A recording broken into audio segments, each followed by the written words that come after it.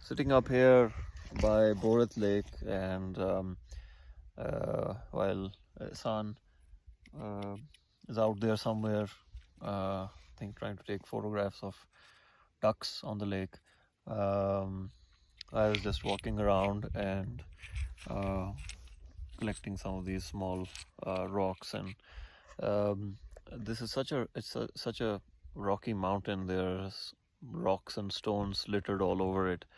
It has just this really beautiful crumbling texture, and the feeling as you sit here and look at all this around, you feel a sense of wonder at what kind of what must have originally created um, the texture of these mountains, how they would have come into being probably millennia ago, and um, how mysterious nature is in its workings. Yes, we have scientific explanations for almost everything these days, although they have not prevented us from creating a disaster on this planet. But just from a layman's perspective, um, one of the things about coming into nature is it really frees up your mind to ask questions about the big picture and try to um, um, really get a sense of um, try to understand nature and its own evolving processes. It has a language of its own. It's expresses itself through its structures, the natural landscape, vegetation, sights, sounds, smells, and if you look closely, you can start to understand how the pieces fit together. It's such a quiet morning over here. I still can't get over it. It's about 8 a.m. and there is not a single soul as far as at least I can see. And we're sitting here completely on our own.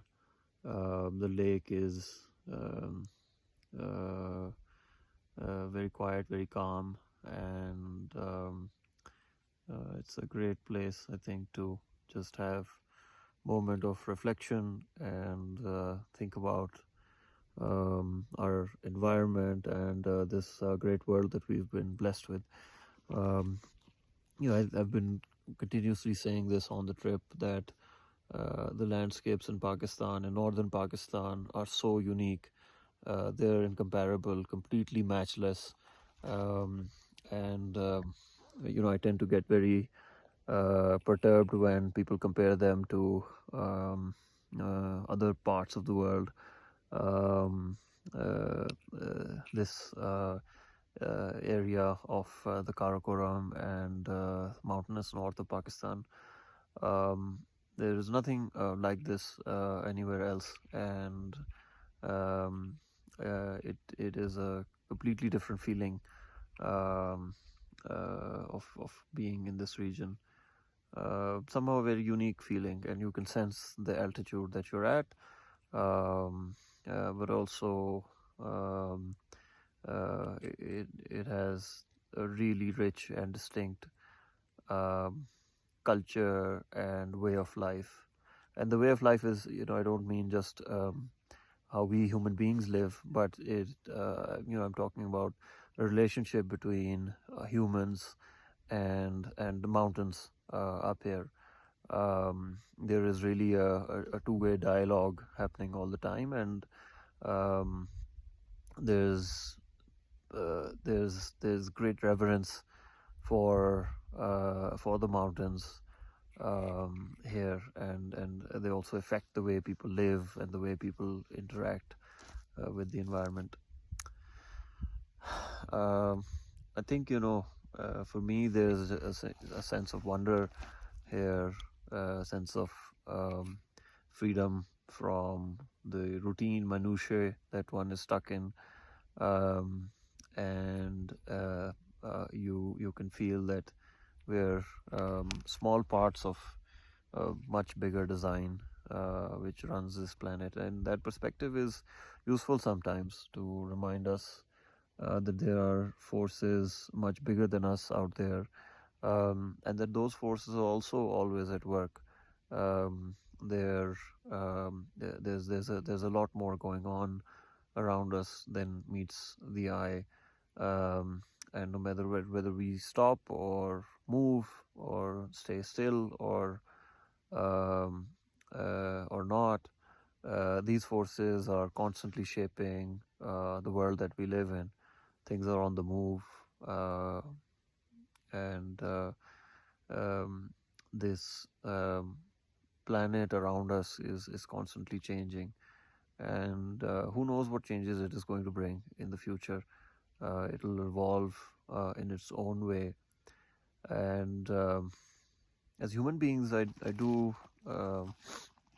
think a lot about how what is it that we're doing to the planet and what kind of effect we're having on it. And um, uh, one thing I had developed a sense for is that everything really exists in balance, and the way the world has been designed is um, in a balance between the elements and human life forms. And um, we human beings have been really putting a lot of pressure on that balance, particularly over the last 100 years. And the effects of that are now all around us. And if we're going to play a role in restoring what um, the environment's natural balance is, that's what we have to keep in mind is to um, operate in a way that puts as much back in as we take out. I don't think that we can continuously keep growing our populations, our consumption, and still expect that the planet can provide for um, a, a, a, a tremendously larger human footprint. It's simply not possible. And in the long run, that probably really limits the chances of the survival of our own species. So um, we there's enough on this planet to sustain um, a thriving human population. But I think so long as that human population recognizes that it has to live in harmony and respect and in balance with um, everything else that's on this planet, including life forms as well as the natural environment, which means we have to respect these natural resources. Mountains aren't simply there to be mined. Every lake and every water body isn't something to pollute and throw effluent in. I mean, most certainly not. And um, we have to try to blend in rather than continuously try to um, conquer nature. I mean, conquering nature itself is a pretty stupid term, in my opinion. And we really should be thinking deeply about this, especially now in this generation, which really faces the peril of climate change. Um, and I think we should all be playing now a major part in educating ourselves first, and then spreading this message so that it becomes ingrained in the national culture and in world culture. um, I mean, I think that's supremely important for us as a human species, and for this world that we live in. There is simply no other way to to continuously mine our planet for resources will lead to ecocide and an ecological disaster. And there must be a better way of doing this, especially if human life existed for so long without damaging the planet to the scale we are these days. Um, then there must be solutions out there, and we have to explore, understand, build out those solutions, and invest in them. That's essential.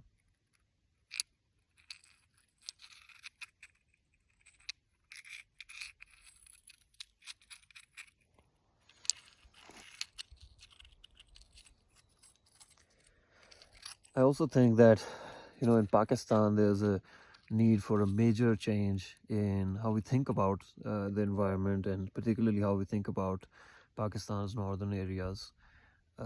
There's a chaotic, insane construction rush taking place out here, and even Hunza is not disaffected by it, although it's much better than many other parts of the north. But um, this mad rush to build even more hotels, build even more concrete structures, it's really damaging. I mean, it's visually it's damaging every natural landscape that we have. I mean, there are these garish hotels now built on the Borith Lake.